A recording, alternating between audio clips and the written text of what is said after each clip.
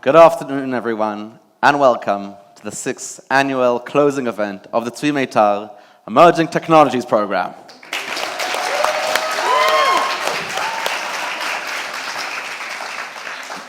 My name is Itzik Beller, and I'm a fourth-year law and government student. And my name is Likot, and I'm a third-year law and MBA student. We are super glad to be your host today. This past year was a crazy and unique experience. From lockdown to lockdown, till finally getting vaccinated. And then, just when we thought the corona was gone, we had to start running to shelters. It's just unbelievable to see you all here today. After a year of research in the Zvi Meitar program, we can say that we finally appreciate the three most important things in life. Practice, practice, practice.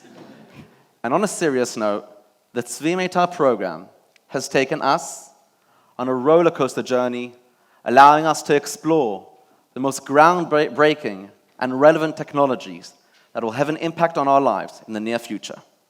In a world that has changed dramatically for the last year and a half, when technology has proved once again its importance to human species existence, the Zvi Meitar Institute strives to research solutions for integrating the newest technologies into society, while offering pragmatic recommendations and relevant frameworks for legal, social, and ethical implications. Think about a world where social media corporations can predict and prevent suicidal youth at risk. Or think about a world when children can actually enjoy learning on Zoom and their parents don't have to be worried that their information will be used against them. Or think about a world where gene editing can create delicious and nutritious food in an ethical and sustainable manner. Or think about a world when millions of landmines will no longer threaten the well-being of innocent children. And if that's not enough food for thought, what about a world where virtual reality reshapes the philanthropy world, taking it to a completely new era? Well, what if we were to tell you you don't need to dream anymore? Because these are the projects that we and our classmates have been researching for the past year.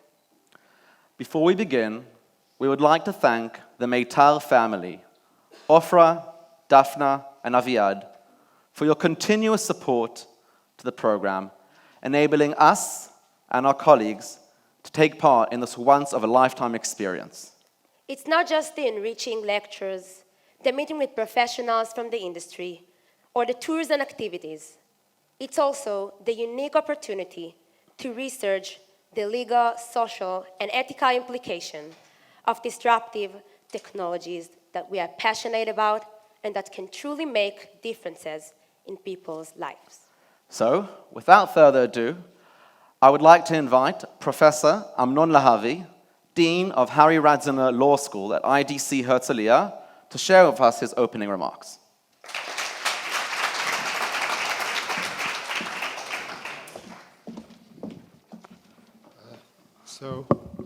Thank you, Itzik and Lee. Dear faculty, students, family members, and friends, welcome to the annual closing event of the Zvi Meitar program featuring the student presentations of their yearly research projects. This is a wonderful and exciting event, which is yet another highlight of the incredible work being done by the Zvi Meitar Institute for Legal Implications of Emerging Technologies here at the Harry Radziner Law School. The Zvi Meitar Institute has been the flagship of innovation, interdisciplinarity, and global outreach at the Harry Radziner Law School since its establishment in 2014, thanks to the wonderful vision and generous support of the late Zvi Meitar and the entire Meitar family. We thank the Meitar family for their continuing friendship and partnership. Obviously, when we speak about the Zvi Meitar Institute and the Zvi Meitar program, I cannot thank enough the two persons who lead the Institute and who make this vision come true every single day. They are obviously Professor Dov Greenbaum and Ms. Inbar Carmen. So, Dov and Inbar, if I may, you're absolutely incredible. We are so lucky to have you at the helm of the Institute. Dov will speak a little bit about what the program is and what the Institute has been up to over the past year, this very special year, Corona and post-Corona era. But let me just mention two other recent developments for the law school and for IDC Herzliya in general, which would not have been possible without the Zvi Meitar Institute.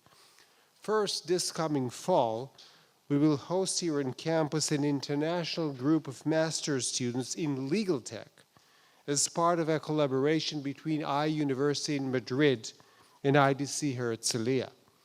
Over the course of the entire year, this international group of students combined face-to-face models with online teaching, with a final face-to-face model taking place here in Herzliya, where the group will spend a full week studying on campus, meeting with top industry professionals and decision makers, and touring the country. I should note that we hosted the first group physically in 2019, and in 2020, due to the coronavirus, we held the model online, and this year the program will return to the IDC campus, and we are absolutely delighted about this. The fact that IDC Herzliya is a partner in this prestigious and avant-garde collaboration, initiated by our friends in Spain, is largely due to the fact that the Zvi Meitar Institute gained international reputation in researching and teaching law and technology. Second, this summer we will start the third edition of our new master's program in law, technology, and business innovation. This MA, directed by Professor Lior Zemmer, who will start his tenure as dean on October 1, and Professor Dov Greenbaum, is designed to offer an advanced degree dealing with issues relating to the intersection between law, science, technology, and business for both law and non-law graduates. As such, bringing together students from across various disciplines, lawyers, scientists, engineers, economists, and so forth, it is the first program of its kind in Israel and one of a small cutting-edge cohort of programs around the world. The courses in the new MA program are designed to provide foundational knowledge relating to the intersection of law, science, technology, and business innovation, from artificial intelligence to intellectual property, from digital domains to big data, from genetics to law, and so forth. We invite you to consider joining this new and exciting master's program. And finally, last but definitely not least, I would like to thank and congratulate the outstanding and ambitious students that are part of the Zvi Meitar program this year, and which had an important mission throughout the year to develop academic research papers for various stakeholders that will influence and shape the reality we live in. We thank you, our dear students, for taking part in the program and for enriching us at the law school and at IDC Herzliya. So have a great evening. Congratulations.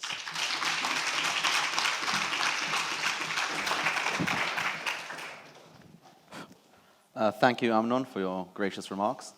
I would like to invite Director of the Zvi Meitar Institute, Professor Dov Greenbaum, to share with us a few words.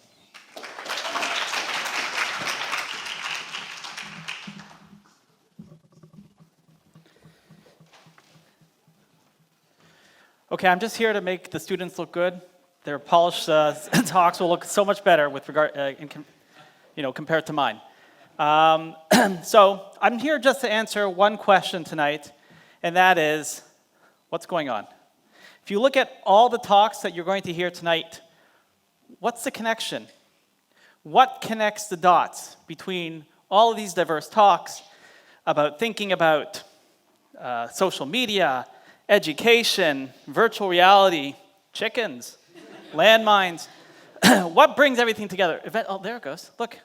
What are the connecting dots? So if you think about it for just a second, you may appreciate underlying all of this is COVID.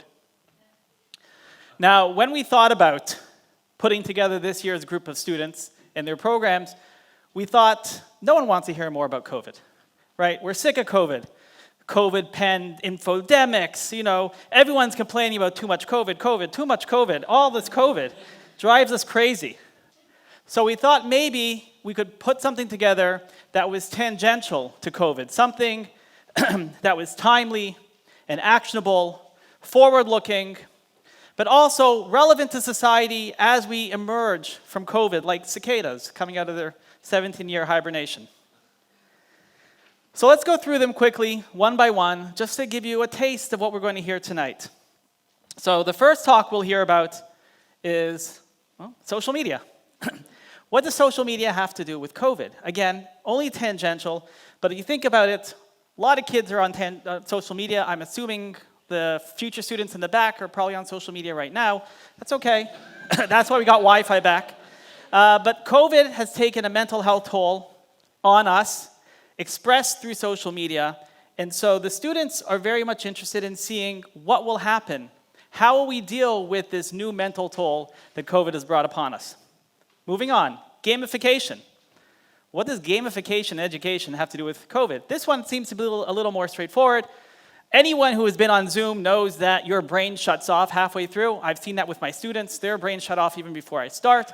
But even, where is he? The CEO of Zoom, he's got Zoom fatigue, as we all do.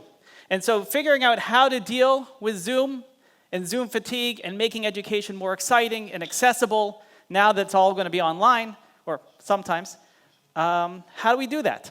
So we'll hear from these great students about that as well. Virtual reality and charity. Again, here I think the connection is pretty obvious. A lot of charities have suffered over the course of COVID. Donations are down, donations are very fragmented, donations are very more COVID-related than perhaps other things. So how, if I'm a charity, do I get more interest from my donors? We'll hear from the VR team, and they'll explain how their technology works and integrates and brings donors to donate more. What else could we want for donors? The next one, gene editing and poultry. Again, this one, maybe it takes a second to figure out. By the way, it all came together for me last night. I don't know if anyone's watching Colbert last night with Jon Stewart, where he starts saying that science is the cause, right? I don't know if he's been on his farm too long, but he's talking about gene editing and whether or not the virus has escaped from a lab in Wuhan. He talks about Hershey Park. It's an interesting sort of 8 minutes, but it's a little more serious than that. It's not just gene editing and COVID, but also COVID has done a lot to the poultry industry and to the food industry. And these graphs are kind of hard to see, but all you have to look at is the dip of the blue line. That's the poultry industry and the slaughterhouse industry suffering because of COVID. And so we have to think about how can we update this industry so that it can do better in times like this. Finally, the last one, clearing mines. What do landmines have to do with COVID? So if you think about what happens after a war or after a pandemic, we gotta clean up the mess that we've kind of made. Some of us have other messes we have to clean up because of COVID. 42% of us have put on weight as a result of COVID. I'm trying to hide it with my jacket, a little Trump-like. It's not working so well. But yes, cleaning up is part of dealing with a pandemic, but also COVID has affected landmine cleaning up. This is an article from the UN, COVID pandemic hampers work in clearing landmines. So as you can see, it all seems diverse and unconnected, but in reality, we have an underlying theme, and we hope that you'll pick up on it later tonight. Which leaves us with a final question, which is, what next? What are we going to do next year? How are we going to top our amazing students this year?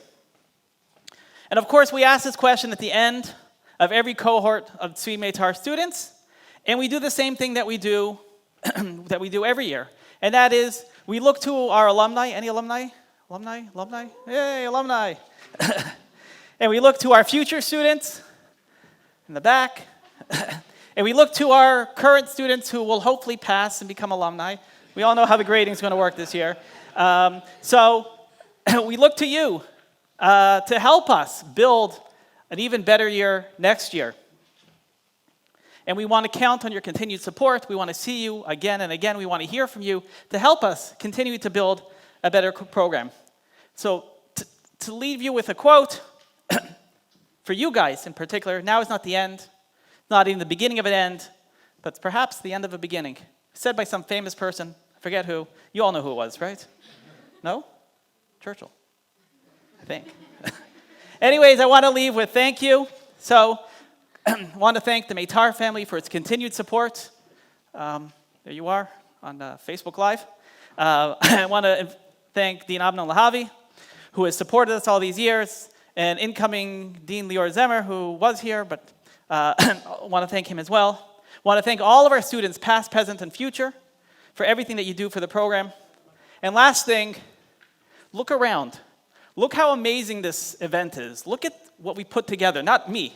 Look what Imbar has put together. This is just, what you see is just the surface of what she's put so much time and effort into. Outside, inside, it's just a little bit of what she's done just for this event. You can only imagine what she's done over the course of this year, and last year, and the year before, and the year before, and the year before, until 2014, in the coming years. So I want to thank Imbar for everything she's done. Ophir and Lior. Lior's not here? He was here. So thank you all. I hope you have an enjoyable night. Again, all the students will be much better than me, so you have much to look forward to. So thank you.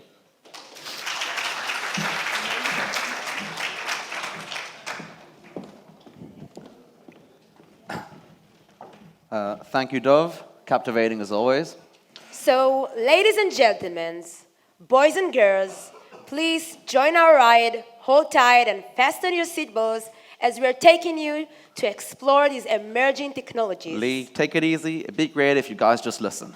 So please, give a big round of applause to the best class ever, the class of 2021.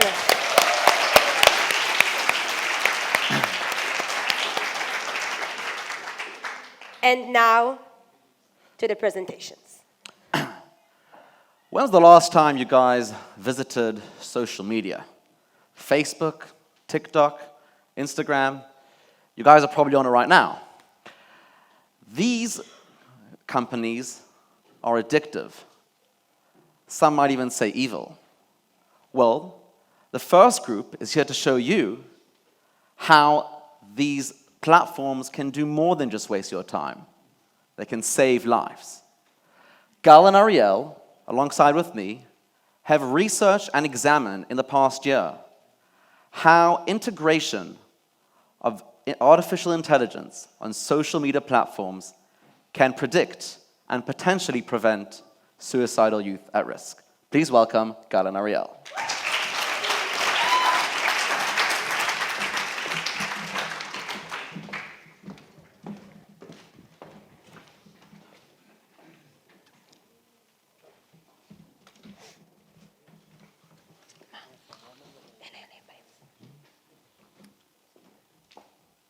Good afternoon.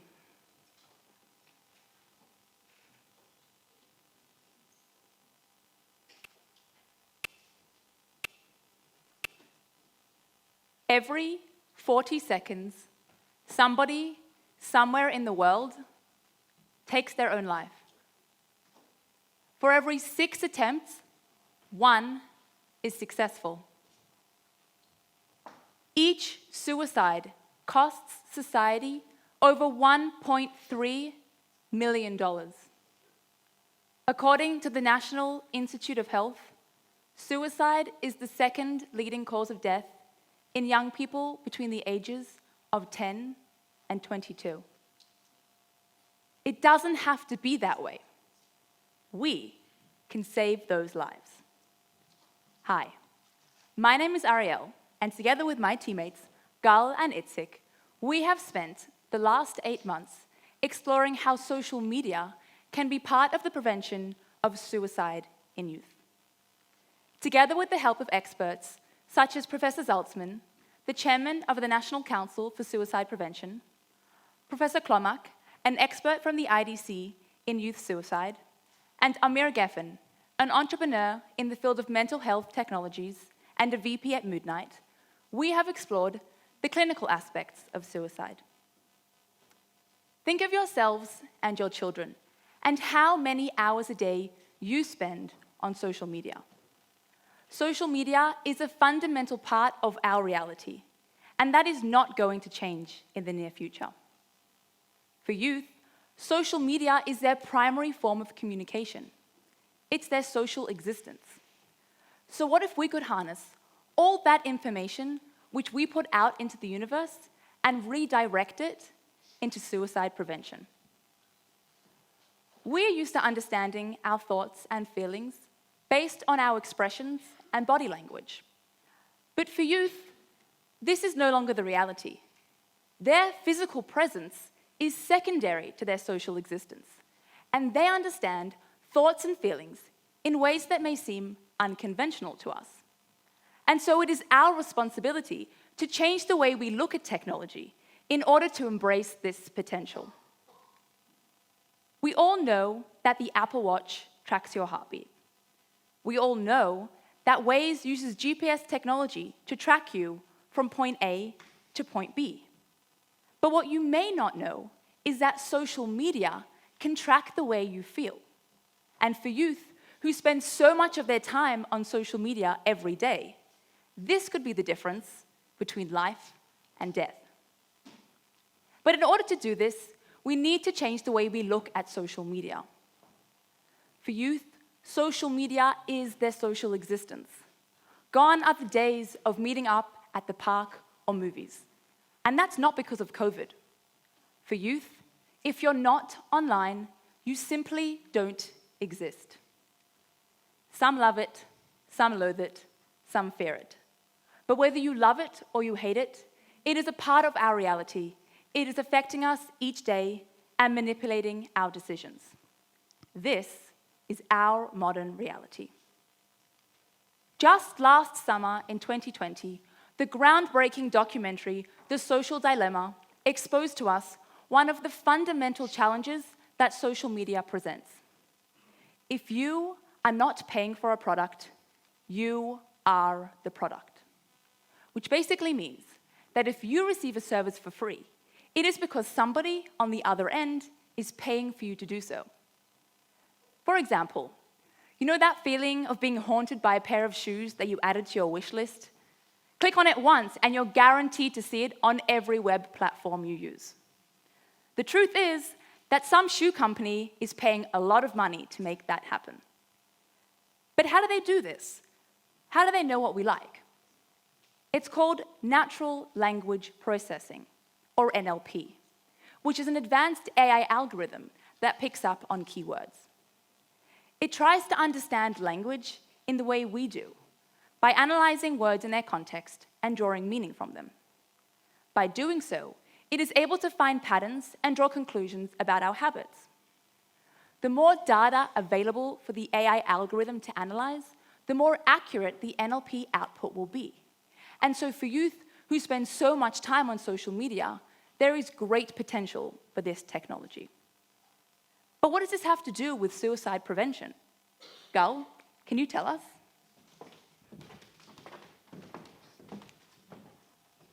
Well, 80% of teens that commit suicide in the United States give out clear warning signs.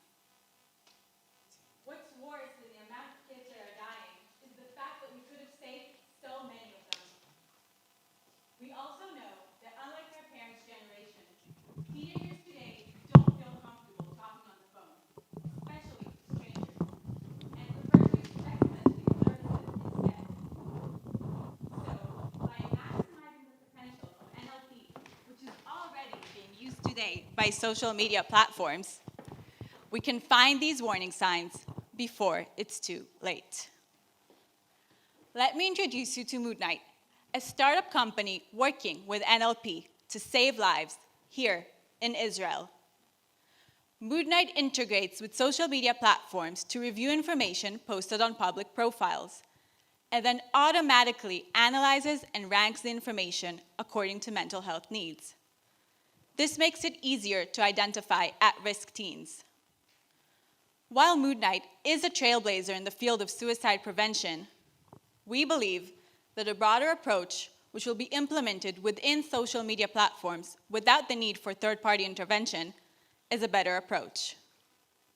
But even with an integrated system, there are still a number of concerns and limitations. Through our research, we've highlighted 3 key areas of concern: privacy, bias, and corporate culture. First, let's talk about privacy. When you think about what you consider private, mental health is probably at the top of the list. Most people don't even feel comfortable sharing the way they feel with close friends or family. So would we really want to share it with a huge corporation such as Facebook? Privacy is more than a right. It's a fundamental value in our society and legal system. It protects our identity and it creates boundaries. Well, the truth is, your data, it's already out there. The only difference is in how it's being analyzed and for what cause. Today, if a teen is depressed and tries looking online for solutions, that information goes unnoticed. This is what we want to change. But how do we do this? After extensive research and consultation with legal experts, we've concluded that Israel's privacy law must be updated to keep up with our new digital reality. Today, there is no distinction between the privacy regulations for adults and minors. Our main amendment is to Section 3 of Israel's privacy law with an addition of subsection 3b, which will create the distinction between the privacy protection for adults and minors. Currently, Section 11 establishes the duties imposed upon data collecting platforms, such as social media platforms, when it comes to receiving users' consent. For parents whose children use social media platforms, what those companies do with the information they collect is always top of mind. We aim to reduce this fear and to give parents peace of mind, which is why we require that under Section 11, these companies will be obligated to make sure their terms of use are easily understandable, specifically for minors. This could mean the use of images, diagrams, or simplified language. How can we ensure your data is being protected? In parallel, how can we make sure emergency services have access to the information of at-risk teens? We've concluded that an effective middle ground can be found by allowing data to be identified for up to 30 days after its creation, before being randomized and anonymized. Now let's talk about bias. Just like a psychiatrist can misdiagnose a patient, so can NLP. False positive is an error in binary classification in which a test result incorrectly indicates the presence of a disease or a condition when it's not present. This could lead to overlooking a suicidal teen who should have been identified, or raising red flags for others who are mentally stable. When programming an algorithm, companies choose a preference for either false positive or false negative. Let's break it down. You've taken your 13-year-old son Alex to the doctor for his yearly checkup, and he's been ordered to undergo a series of tests. You are shocked to discover that Alex has cancer. This is obviously very difficult news to take in. A week later, you receive a call from your doctor apologizing, saying that Alex does not in fact have cancer. It's infuriating. Wouldn't it be worse, though, if the story was in reverse? Or if you found out a year later that Alex does in fact have cancer after receiving negative test results? Well, the same logic applies here, in our case, of suicide prevention. Would we not rather our psychiatrists misdiagnose a teen as suicidal than miss a potential life-threatening case? And here's once again where a database system can actually help us. Through our research, we found that machines are in fact really good at finding patterns in large data sets and can make sense of those patterns much better than humans. And so, while there's still a risk that teens will be misdiagnosed, using technology can mitigate some of that risk.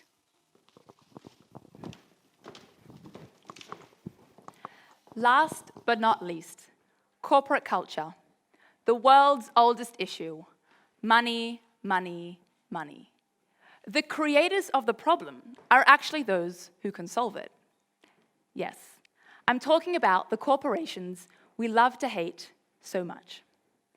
We have seen that until saving lives can make them money, it will always come secondary to financial incentives. And yet we've seen these very companies take corporate responsibility when it comes to fake news. Changes to fiduciary obligations and government regulations will put pressure on these corporations, but it's not enough. This may sound crass, but we recommend that social media platforms incorporate suicide prevention in their financial structure by advertising paid mental health services. In 2020, 98% of Facebook's global revenue of $86 billion came from advertising. Yes, you heard correctly. 98% of Facebook's global revenue of $86 billion came from advertising. And that's just one company. Think of the impact of aligning financial incentives with suicide prevention can achieve. Once these social media platforms begin analyzing their data for their users' well-being, they can then begin implementing these same targeted advertising algorithms to advertise for paid mental health services. This could be online therapy, mindfulness applications, or even by creating their own in-app paid mental health services. To conclude, lives can be saved. We have the technological tools, but there is still a lot that needs to be done. We need to realign regulation with reality and show social media platforms how reanalyzing their data for the purposes of suicide prevention can be profitable for them. We've seen that changing our approach to social media can unlock new potential for these platforms. While I've been standing here on stage over the last 14 minutes, 21 people have committed suicide, many of them teens. 126 people have attempted suicide, while I have been standing here on stage. The cost to society is over $27 million due to medical costs for individuals and families, loss of income for families, and loss of productivity for employees. It doesn't have to be this way. The technological tools exist. The hard part is done. Yes, there are barriers to implementing these technologies which can't be overlooked. Privacy is a fundamental value of our society that must be balanced with the protection of human life. Biases will always exist, but saving lives is too important to not take the risk. Corporate culture is difficult to change, but social media platforms are an essential partner to preventing suicide and saving teens' lives. With great power comes great responsibility, and we call upon social media platforms to implement these impactful changes so that your child, your sibling, your parent can get the help they need. And maybe then we can turn back the clock. Thank you.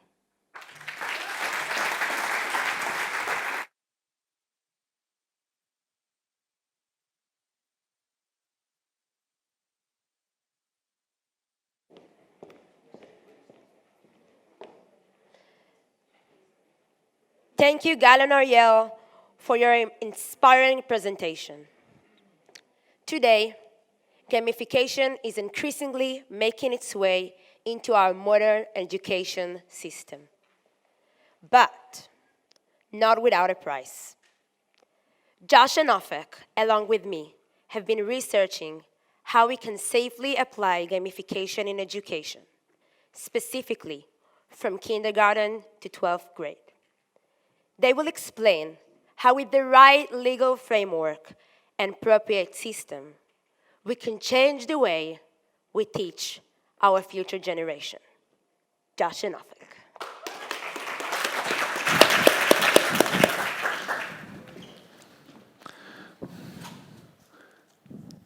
Good afternoon, everyone.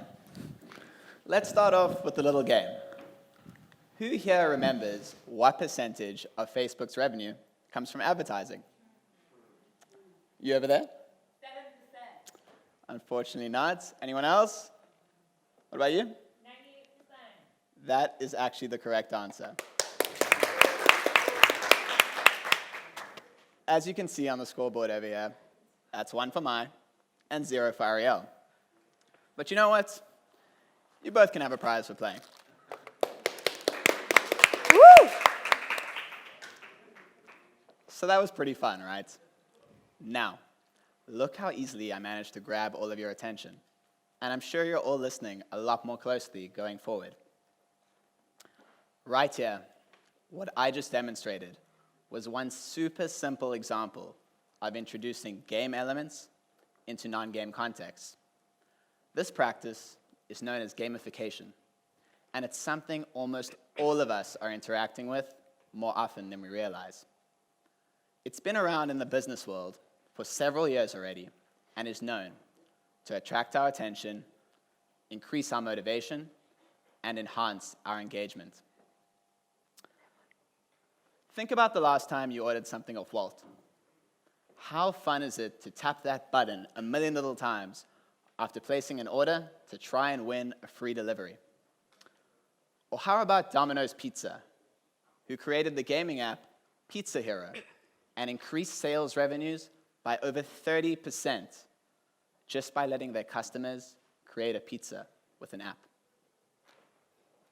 What if I told you we could take some of the benefits from these applications and use them to help your children, your siblings, and the future leaders of tomorrow learn more effectively and enjoyably? Well, this is what my team and I are here to talk about with you today. My name is Josh, and I'm a business student, and together with my partners, Lee and Ofek, who study law and government respectively, we have spent the past 8 months researching the concept of gamification in K-12 education. That's kindergarten to 12th grade. We've met with representatives from all sides of the edtech industry, from innovation hubs, both in Israel and abroad, to the Ministry of Education, to several other industry experts, including the CEO of Mindset, Mr. Avi Warshavsky, and Ms. Eleanor Honigstein from the UK IL Hub. I want you to think about the last time you were in a classroom. What words come to your mind? Fun, engaging, motivating? Maybe, but not for most of us, and certainly not as much as Instagram or TikTok.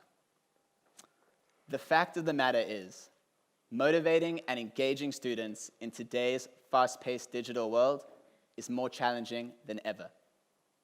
And smartphones, with all of their distractions, are at least part of the problem. According to Forbes, as many as 80% of smartphone users play games on their phones, with 50% playing every day. And our attention spans are decreasing all the time. Now think about all of that in the context of COVID. The pandemic made us all move to digital learning way faster than we could have ever predicted.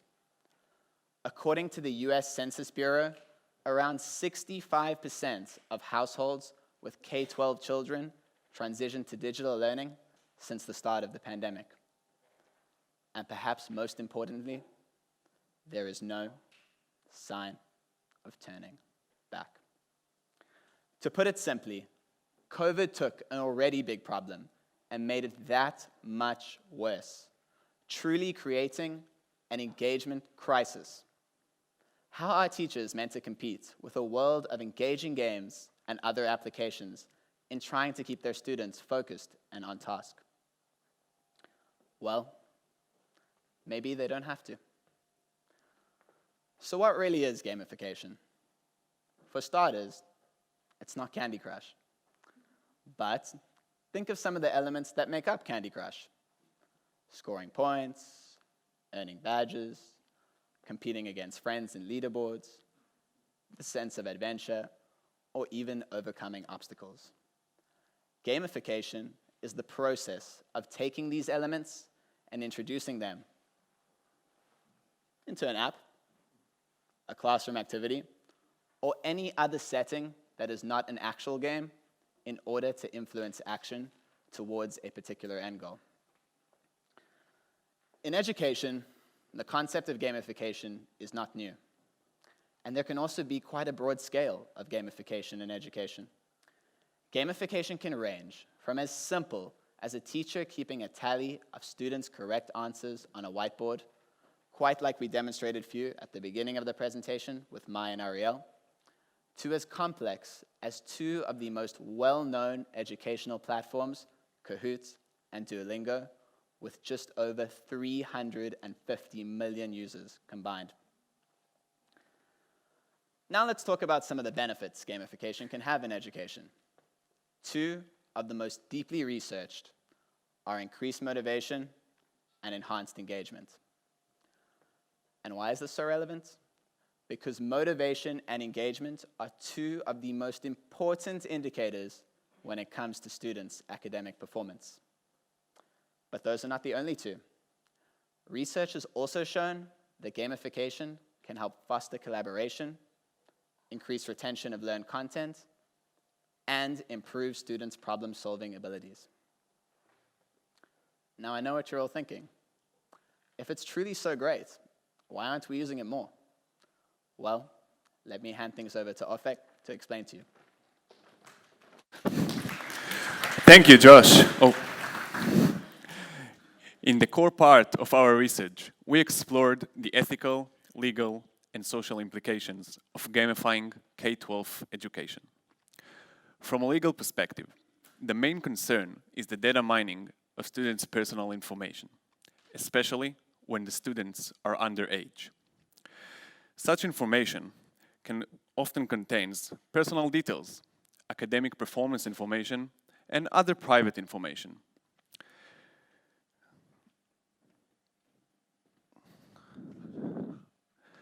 Such information can seriously affect the future of these students, especially when they have no real way to control it. For example, think back to the question that our amazing volunteers answered at the beginning of our presentation. Let's assume they were using Duolingo instead. These are just some of the personal details the Duolingo app is collecting about you.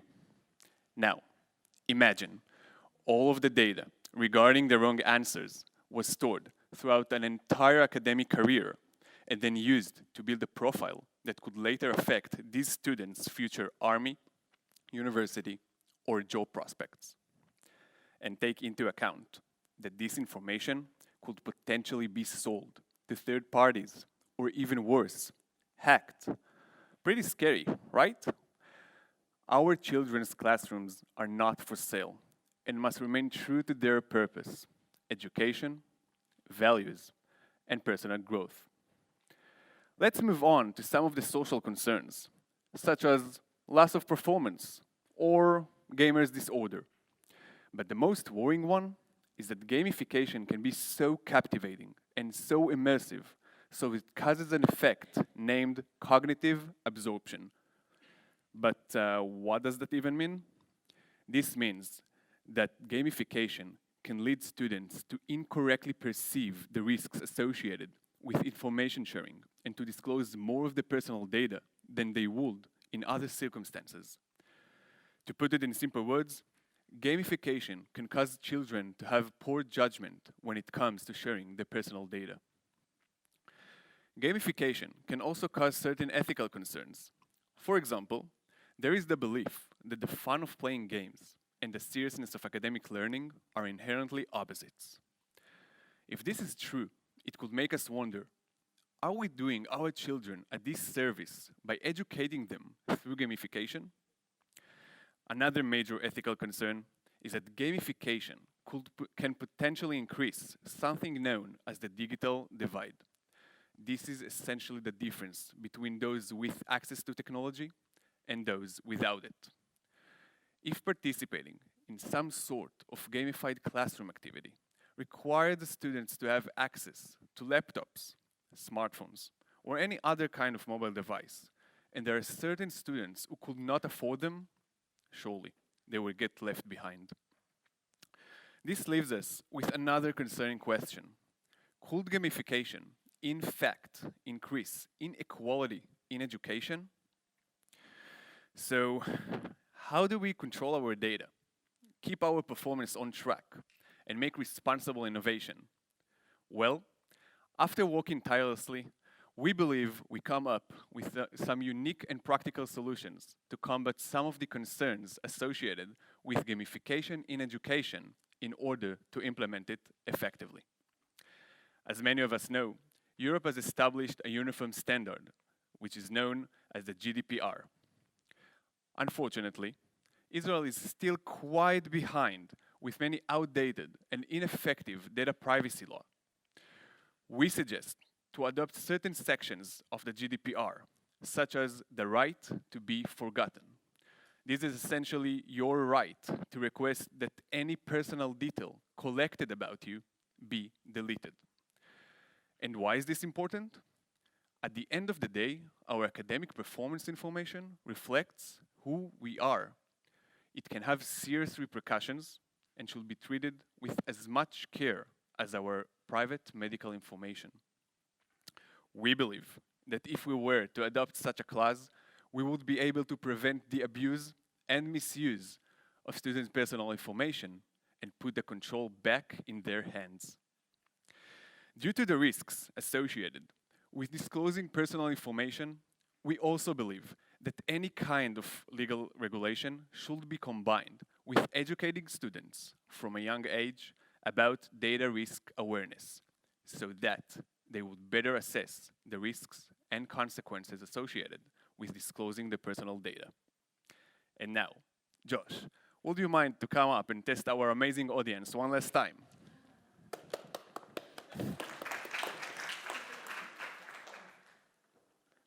So, unfortunately, there won't be any more testing.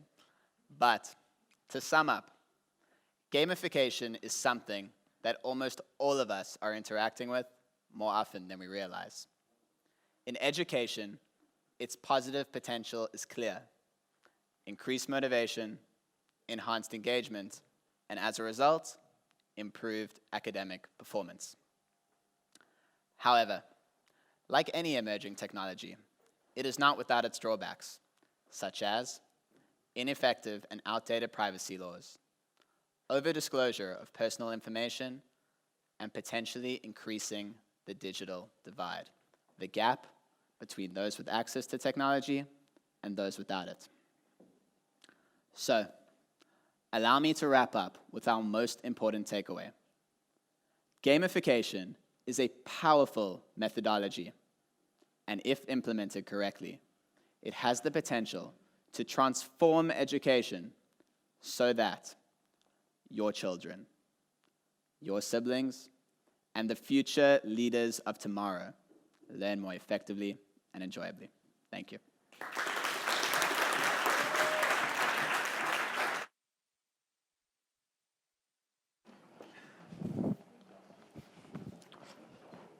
Thank you, Josh and Ofek. So, gene editing scares many of us, but we believe that this technology is necessary to provide us with affordable, accessible, nutritious, and ethical food.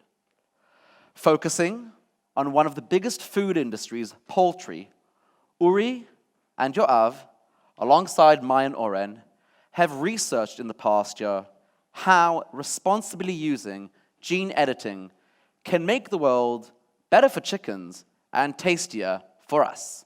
Please welcome Maya and Oren.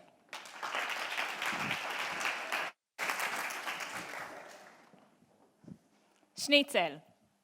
Who doesn't like schnitzel?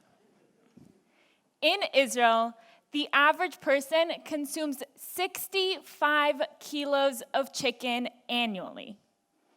But we all know that consuming so much chicken has a price. Animal suffering, climate change from growing feed, pollution from hormones, and the threat of pandemics from antibiotic resistance. These are all part of the price. But what if I told you that it doesn't have to be this way? And the solution is not going vegan.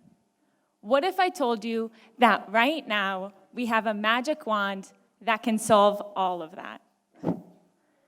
My name is Mai. We are Oren, Uri, and Yoav, and today we are here to talk to you about that magic wand, CRISPR, and how it can be used to create the future of our food. Currently, chicken, meat, and eggs are the most widely consumed animal source goods.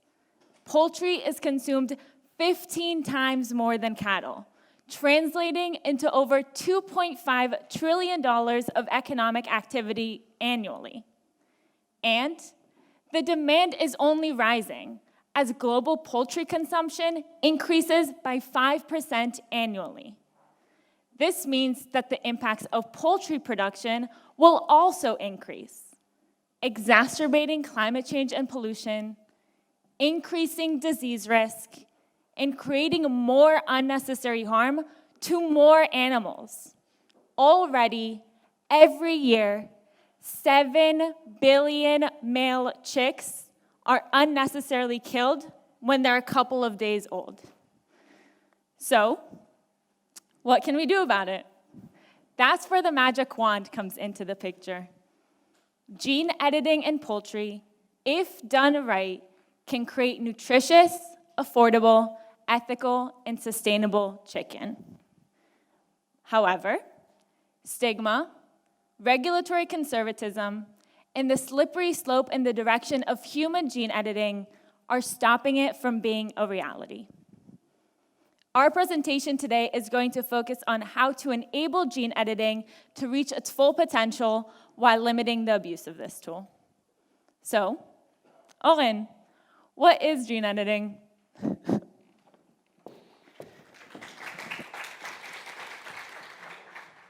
To understand what gene editing really is, we need to start from the beginning. Humans have been trying to change and direct traits of animals and plants for thousands of years, going as far back as the first farmers. The bananas we all eat are a great example.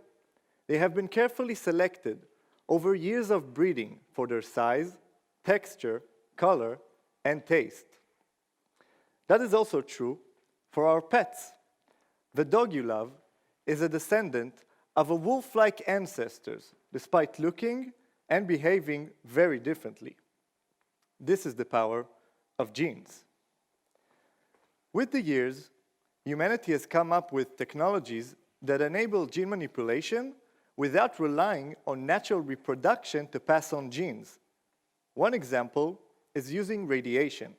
However, this method can cause unintended mutation and grant little control over the results. Using them on animals is even more problematic because of potential deformities, which can cause tremendous suffering to the animal. While breeding is a lengthy and uncontrolled process, and some genetic modification technologies may lead to unforeseen outcome, gene editing is different. It does the same thing we always try to do, but it does it better. CRISPR-Cas9 is amongst the most advanced of these gene editing tools.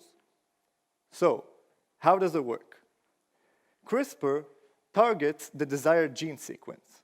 Cas9 cuts the targeted gene and provides the alternative DNA. Simply put, CRISPR-Cas9 can delete, insert, and alter genes, and scientists found a way to program and control it, earning them the Nobel Prize.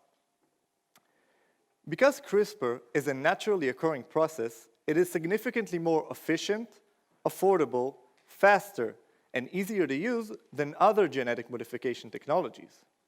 Today, we already use CRISPR to make mushrooms that don't brown as quickly in the refrigerator, drought-tolerant corn, and hypoallergenic pigs.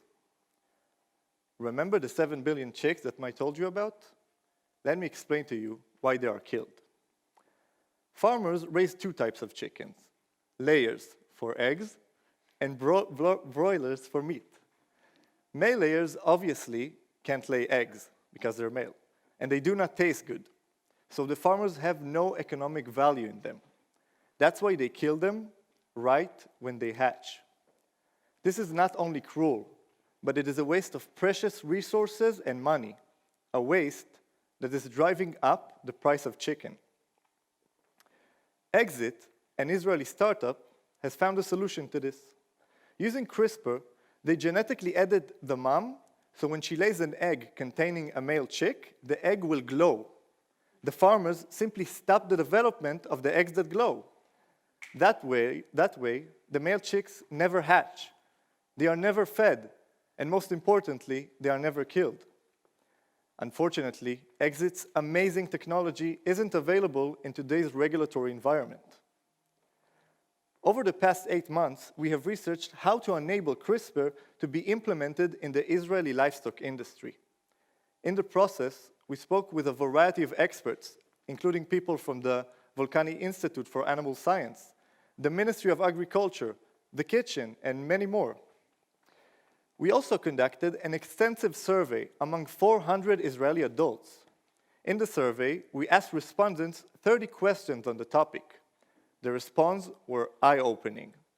The results gave us some interesting insights regarding the public's attitude towards gene editing, as well as what's important for them. We found 3 major barriers that are stopping the technology from reaching the market. First, we found that there are stigmas and misconceptions associated with genetically edited foods. In our survey, we found that 88% of the public see new technologies as a key solution to the world's problem. Unfortunately, this acceptability for new technologies stops when it comes to genetically edited products, as 71% of the public said they prefer not to consume them. They see them as less healthy and unnecessary. A second barrier that we found in our survey is that a majority of respondents feared that gene editing in livestock will eventually lead to gene editing in animals. This is not science fiction. CRISPR has already been used by a Chinese scientist to alter the genes of babies. If we start using the technology here in Israel on animals, what's to stop it to be applied on humans? This slippery slope raises valid concerns about the lack of proper boundaries on this technology, concerns that must be addressed. Third, throughout our research, we found that regulatory agencies avoid dealing with genetically edited gene editing in livestock. While genetically edited crops are governed by the National Committee for Transgenic Plants, there isn't an entity responsible for genetically edited animals. No entity has taken charge, and no direction has been set, a problem that is preventing innovation in this field. To overcome the barriers to CRISPR's implementation, we came up with 3 policy recommendations. Mai, can you tell us about them?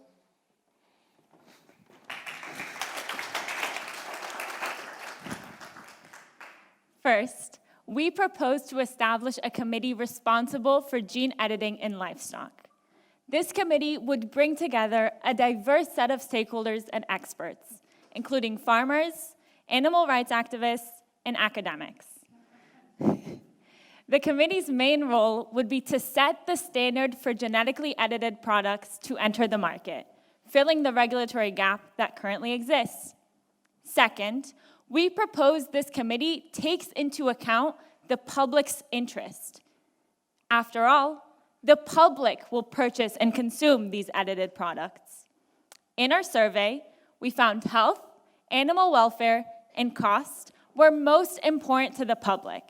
The committee will have to take these things into consideration and ultimately balance between the public hesitation regarding this technology and the public good that this technology enables. Doing so will address the public's fears about the lack of limits on CRISPR technology. Third, we propose genetically edited products are positively labeled. This label would bring attention to gene editing, but it would do so in a positive context. This will serve as a reminder to consumers that gene editing is safe, in the meanwhile, educating the public about it. We believe that this will help change the stigma associated with the consumption of genetically edited products. Through these policies, the use of CRISPR technology, like Exit's glow-in-the-dark eggs, could be on the market. This means that the unnecessary killing of 7 billion male chicks could be prevented, at the same time making your food cheaper and poultry farming more profitable and sustainable. But this is just one startup. Imagine what 5 startups using CRISPR could do. What about 20 startups in the right regulatory environment? Through these policies, the use of CRISPR technology in livestock could become widespread. It could be used to ensure that the food of the future is better than the food of today.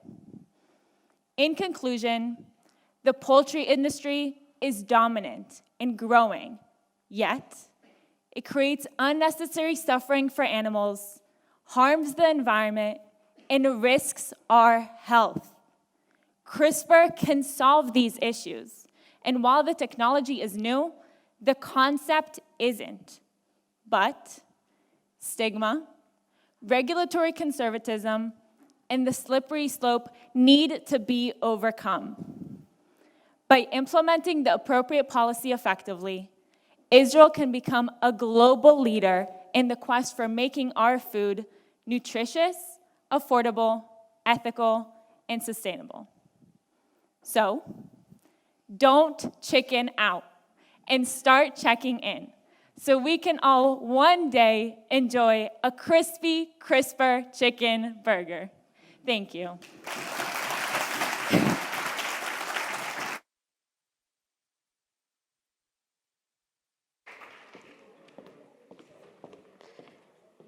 Thank you, Maya and Oren, for your amazing talk. How many times have you seen that yellow sign warning you from a minefield while traveling the Golan Heights? We are all aware of the global Landmines challenges. Eden, together with Omer and Efrat, have been researching for months how a new technology, synthetic biology, can change everything. Please welcome Omer and Efrat.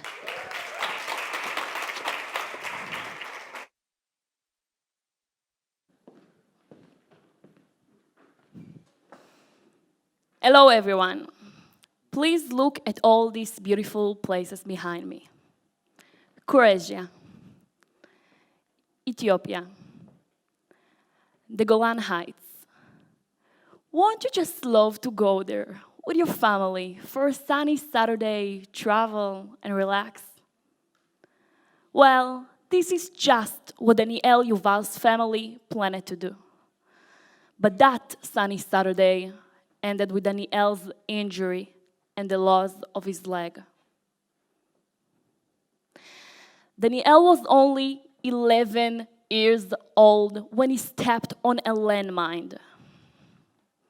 This landmine was planted decades ago in the Golan Heights and exists also in Croatia and Ethiopia and in so many other parts of the world. Good afternoon. My name is Efrat, and along with Omer and Eden, we would like to talk to you about the danger of minefield and how we can prevent them by using synthetic biology. As we speak, there are still more than 100 million landmines buried in 60 countries worldwide. Those landmines are risking our lives and are holding back the development of the economy, agriculture, and the environment. These methods usually include digging the ground up meter by meter, manually, or by using heavy tools in order to find the landmines. They are not efficient enough, expensive, and risking the life of the deminers. Actually, for every 5,000 landmines removed successfully, 1 deminer will die and 2 will get injured. And there are still more than 100 millions of those landmines, remember? That means that we are speaking here about the lives of 20,000 people. We offer a novel technology using a synthetically engineered biological sensor to detect with high precision each landmine in the field. We like to call this technology SAPS. Please remember that word, we are going to use it a lot. By using the SAPS, we can extract landmines while saving time, money, and unnecessary risk. Before we dive in to explain our research, we wish to thank Dr. Yuval Dorfan from IDC, founding director of the Israeli Synthetic Biology Institute. Sorry, this is the picture of Yuval, yes. We would also like to thank Mr. Efrat Cohen, Mine Clearance Division Manager at 4CI, a pioneer in mine action in Israel. So first, what is synthetic biology? What does it mean? So basically, it's just like Lego. Like building a Lego set, you can put together biological parts to create modified microorganisms. Synthetic biology is a scientific method for designing and engineering biological systems for different needs, such as healthcare, agriculture, and the environment. For example, your COVID vaccine are a result of synthetic biology, and also this delicious culture meat. So you're probably wondering, what synthetic biology has to do with landmines? A few years ago, a group of scientists created the SAPS, an engineered bacteria that designed to react with the remains of the explosive inside the landmines. The process is simple, even if you're not Einstein, and we will explain to you in 5 simple steps. First, the scientists insert 2 genes to the bacteria by using synthetic biology. The bacteria are designed to produce a protein that reacts with the remains of the explosive inside the landmines. When the bacteria meet the explosive, it glows. Second, the bacteria are spread in the suspected field. Third, after a while, the bacteria start to glow because the protein inside the bacteria cells begin to react. Fourth, by using optical equipment, it is possible to locate the glowing spots in the field and create a map. Fifth, all that is left is to clear the landmines from the field. Simple, right? We told it to be simple. The benefits of this technology are extremely significant. First, and most important, the SAPS is much safer. Imagine the miners don't have to go meter by meter looking for landmines, but instead knowing exactly where they are and precisely digging them out. We will no longer be guessing where the landmines are or conduct dangerous random searches. Second, the SAPS is more efficient compared to the slow detecting methods we use today. This way, we can save a huge amount of money, cutting up to 80% of expenses, including insurance fees, high-hand protecting gear, and logistic costs. Moreover than that, the SAPS can actually change our lives.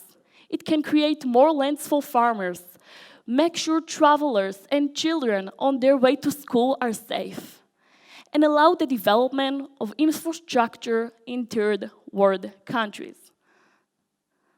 Sounds amazing, right? What do you think, Omer?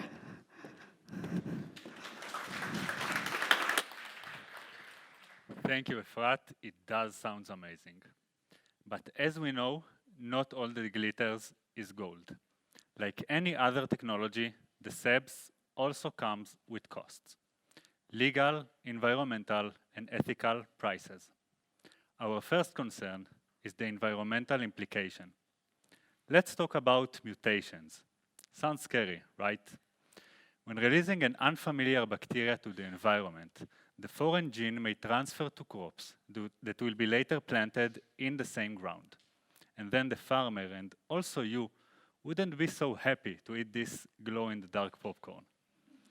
We fear the unfamiliar mutation may cause health damage to the consumer. To put it simply, when we play with nature, bad things might happen. Our suggested solution for this problem is another method of synthetic biology, a kill switch mechanism. Professor Belkin from the Hebrew University has shown that it is possible to plant inside this engineered bacteria a sophisticated mechanism that will kill it after it serves its purpose. This way, any concern of unfamiliar mutations in your food could be behind us, and the soil wouldn't be affected. Our next challenge is an ethical one. We all know what one virus can do to the entire world and how hard it may affect us. The concern is about bad people that will abuse the technology by getting into the lab and engineering our sensor for malicious purposes like biological terrorism. Ironically, the source of the problem is also the source for our solution. Today, synthetic biology allows us to tag engineered bacteria, just like our sensor. If you remember from biology classes in high school, each DNA molecule has a certain and unique order. This feature allows us to tag our engineered sensor by changing its DNA, just like inserting a barcode. This way, all information needed will already be inside. And if the sensor will be used for malicious purposes, it will be possible to get to the criminal and increase deterrence. Our last and most important implication is the legal one.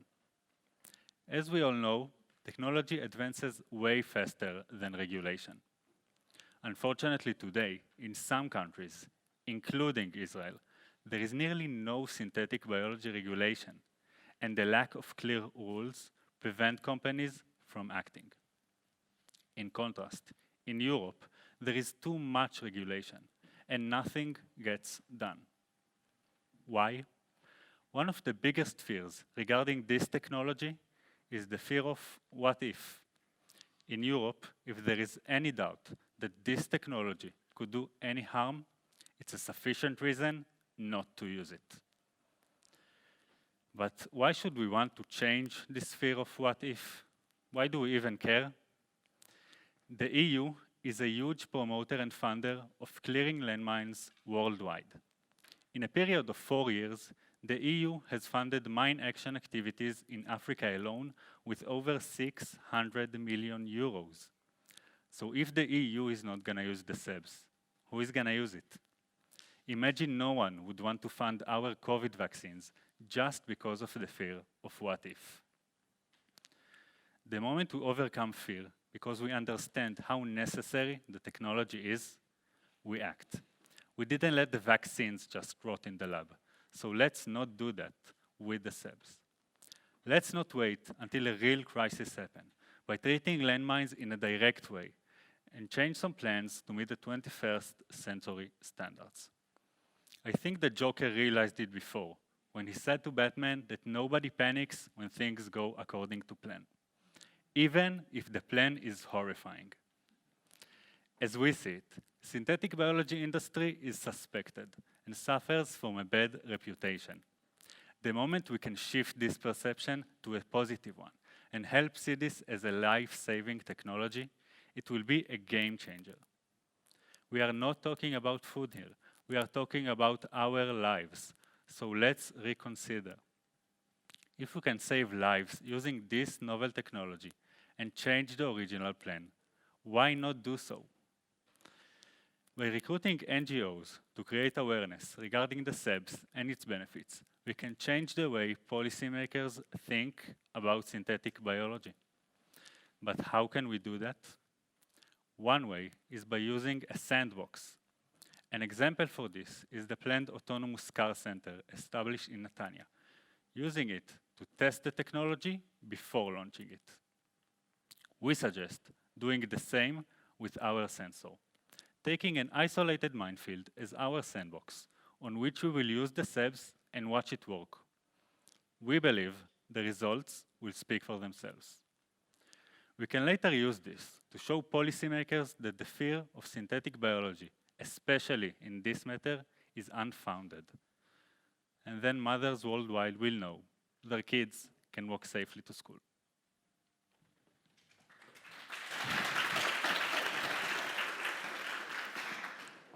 To conclude, the most important thing we want you to remember from our presentation is that out there, in our crazy world, there is one detection method that can save millions of lives and could have saved Daniel's leg.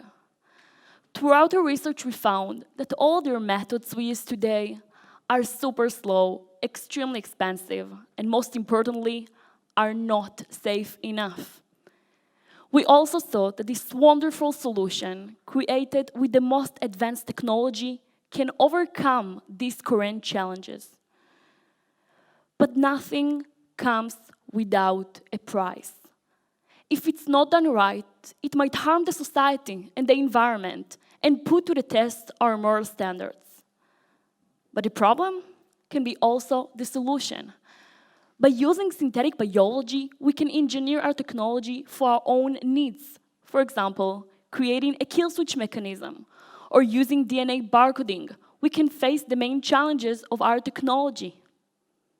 In addition, we should recruit organizations that will raise awareness of this great problem, put pressure on policymakers, and then all these beautiful places can be ours again. And all of our kids can run freely into the wild, like Daniel just wanted to do. Thank you.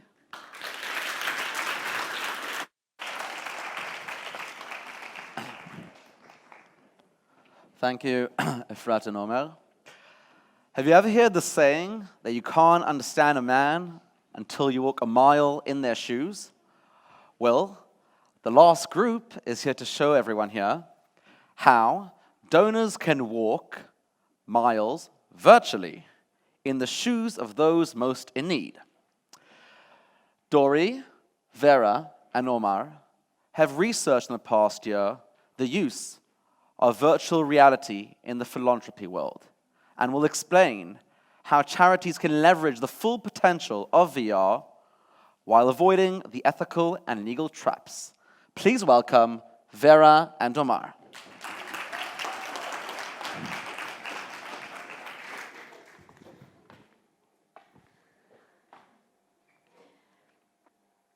Good evening, everyone. Technology is great, but feelings are powerful. Empathy, sympathy, compassion. They motivate actions, actions which can change the world. Imagine for a second that you are in a refugee camp in Yemen. Little children are walking around bare feet with a drained look on their faces.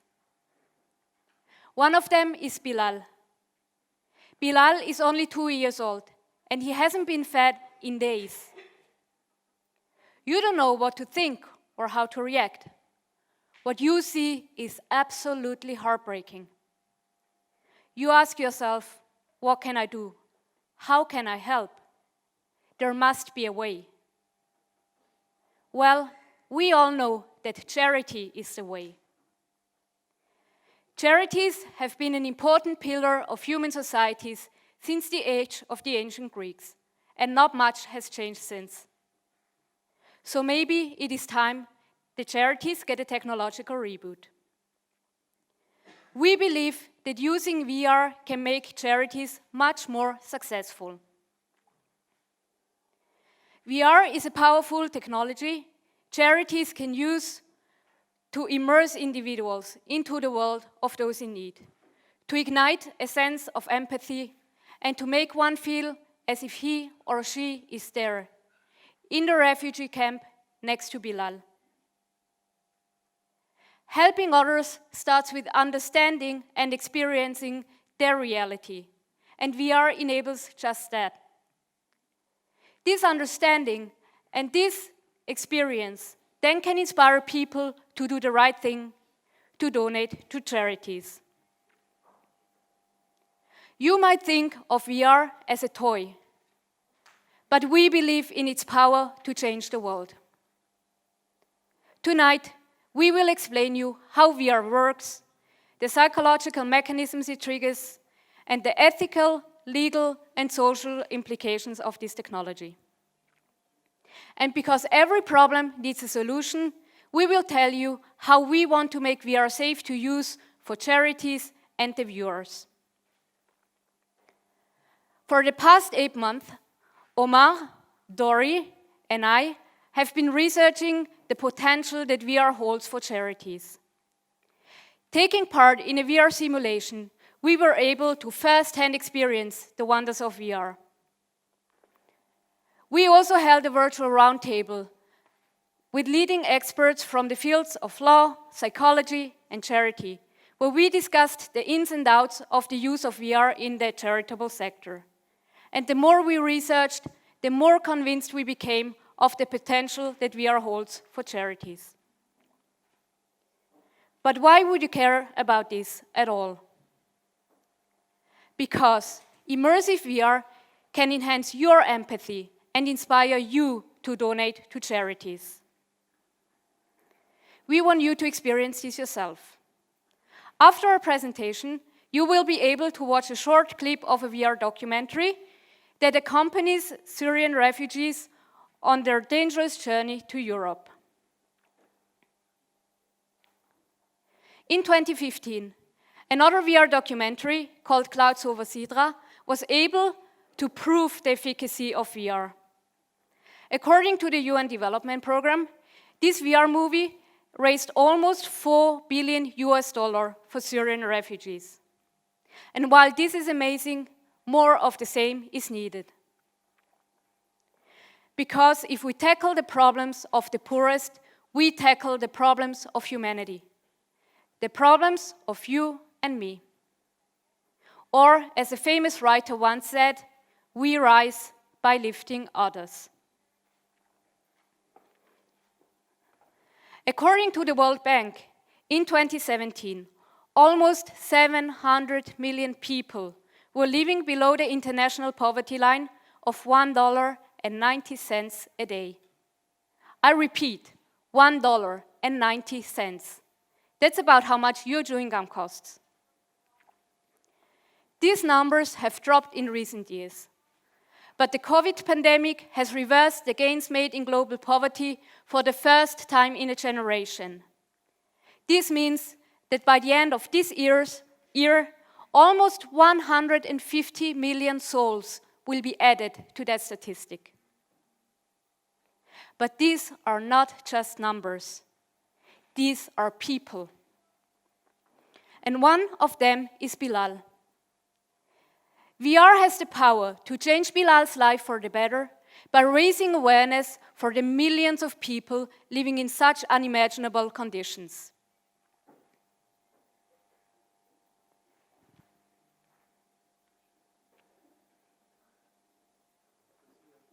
But how does VR do this? VR has the ability to deeply connect potential donors to those in need.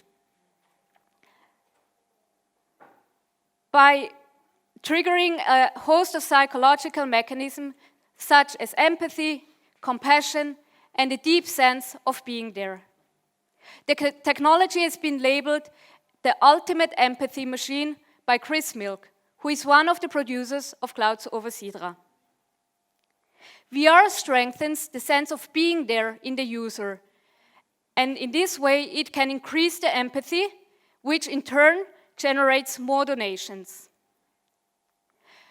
The immersiveness and realness of VR make it a real game changer for charities, as it causes a much deeper emotional response than any traditional media ever could. But there is a flip side. Omar will tell you about it. Hello. Thanks. The same qualities, am I too loud? Because I use okay.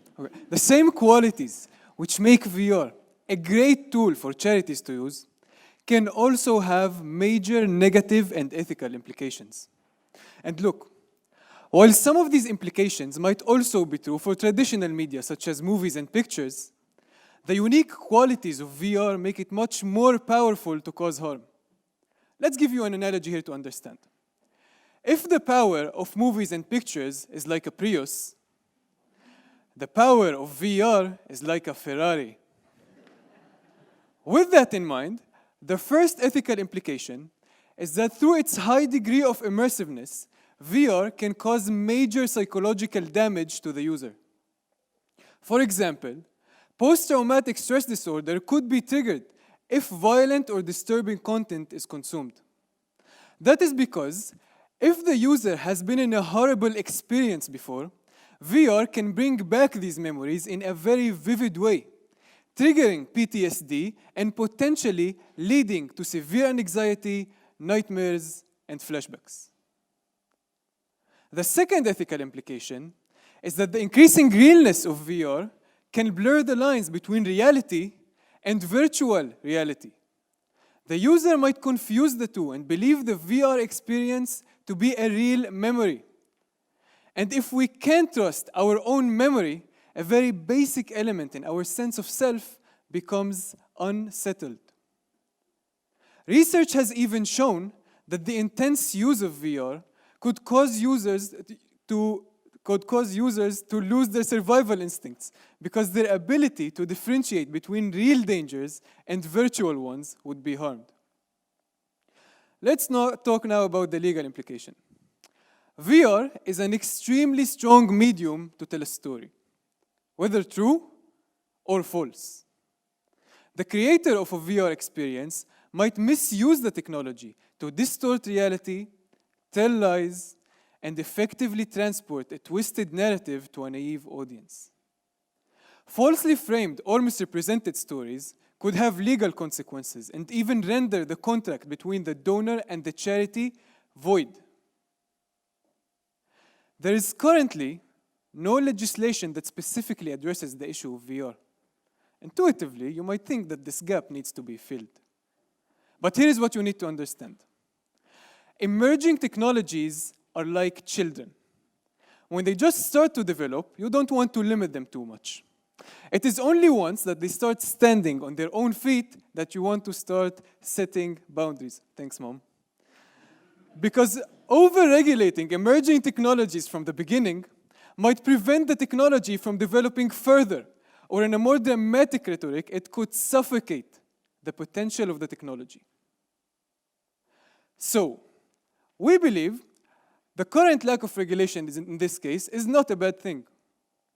But if charities want to steer clear of unethical decisions and maneuver around legal traps, they need a set of strong ethical guidelines for the use of VR. This kind of self-regulation could provide charities with a reference in the decision-making process and enhance the credibility and ethical standing of the organization. So we propose 5 ways, or 5 guidelines to address these legal and ethical traps. Number 1, seek the truth and do not make promises which you cannot keep. It may be tempting to twist a story just to get more donations.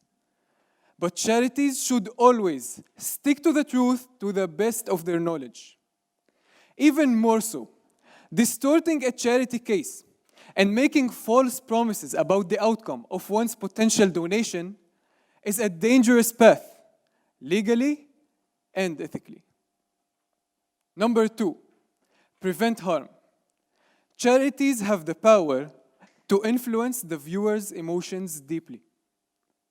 They should not misuse that power just to prompt more donations while risking the psychological and emotional well-being of the viewer. Because after all, bettering the situation of those in need should not be achieved by harming those who try to help them. Number 3, keep the viewer informed to prevent harm from happening. Charities need to inform the viewer about the harms that might be caused by the VR they're about to experience. As a result, less people with special emotional sensitivities will use VR, and thus, less people will be harmed. For example, before showing a video that displays the horrors of war, warning the viewer that the video they're about to watch contains violent content that could potentially trigger PTSD, especially if you have been to a war zone before, is crucial. Vera, Bohm, why don't you fill us in on the other two?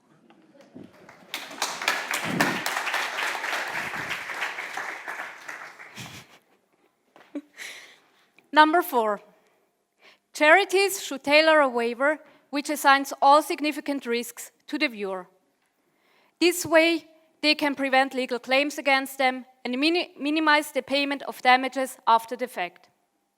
If, for example, an army veteran decides to watch a VR production and as a result PTSD is triggered, he will not be able to sue the charity for damages after the fact if he has signed such a waiver. Number 5, be transparent and accountable. Charities need to be quick to respond to any questions arising with regards to accuracy, clarity, and fairness. If the ethical guidelines that we have suggested are followed, then harm can be minimized, and charities can fully leverage this powerful technology into creating more donations for those in need. To conclude, what we are trying to tell you tonight is that VR can enhance donations to charitable causes by triggering empathy in the viewer. If we want to live in a world where we can eradicate hunger, tackle climate change, and combat poverty, VR could be an extremely efficient tool to reach these goals. Through VR, thousands of people can meet Bilal in the refugee camp in Yemen and walk a mile in his shoes. The unique power that VR has to generate great amounts of empathy and even greater amounts of donations make it a potential game changer for the charitable industry. And don't worry, your donation will be tax deductible. Thank you.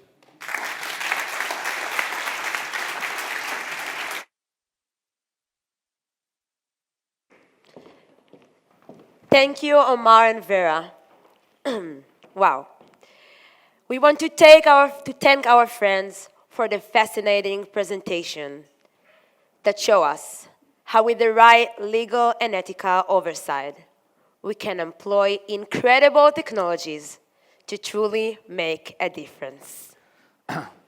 So before we all go get drunk and have some wine and food, we'd like to invite Eden Kalderon on behalf of the students in the Zvi Meitar program to share a few words with all of us.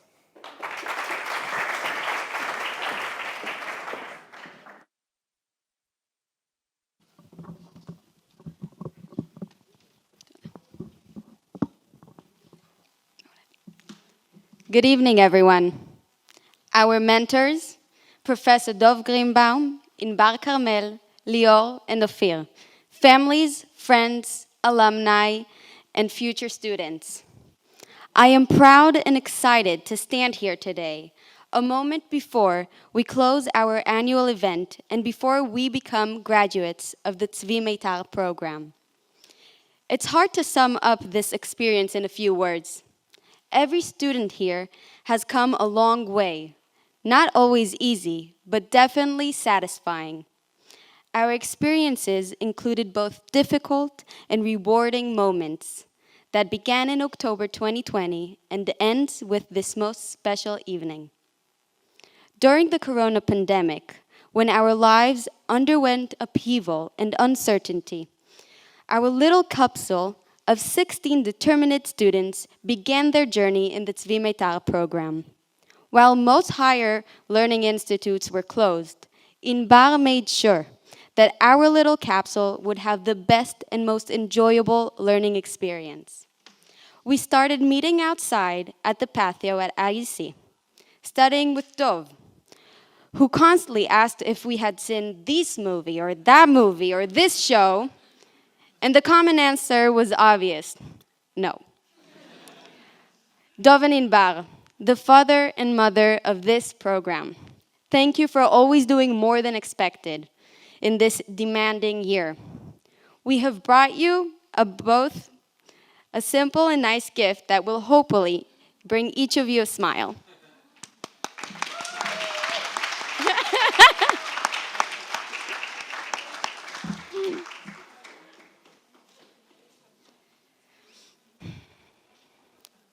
One of the most empowering things that I have learned during this challenging year, and that I would like to share with my friends tonight, is that we must enjoy the journey. We all strive to learn and move forward, exceed in what we do, run towards our goals in order to get where we envisioned. And this is all great. But no less important is to enjoy the road you take, to breathe, and stay rigorous, because these experiences will accompany us along the way. This evening symbolizes for all of us the end of our academic year in Zvi Meitar program, where our focus was on emerging technologies, knowing that each group of students accomplished research in fields that are of worldwide importance. We leave this program not only with a piece of paper symbolizing our hard work, but with a variety of tools, connections, and friendships that will last a long time. We wish to thank our mentors, and of course, Lior and Ofek, for their work with us and their guidance throughout.